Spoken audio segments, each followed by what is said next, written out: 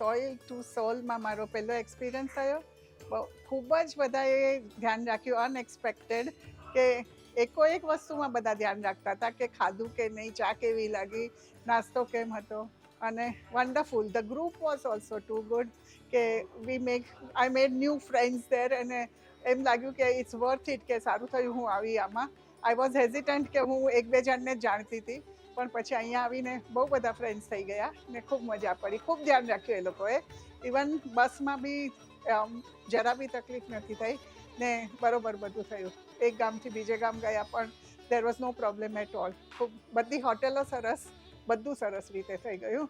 Very good experience. I think I will go for another જાત્રા also with them only નાઉ.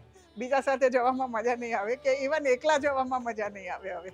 અયોધ્યા જવું છે ઘણા વખતથી થતું હતું, અને બધા ફ્રેન્ડ્સ જે જઈ આવ્યા ને એ લોકો તો એમ કહેતા હતા 1.5 કિલોમીટર ચાલીને અંદર જવું પડે અને 2 મિનિટમાં દર્શન કરીને બહાર નીકળવાનું હોય.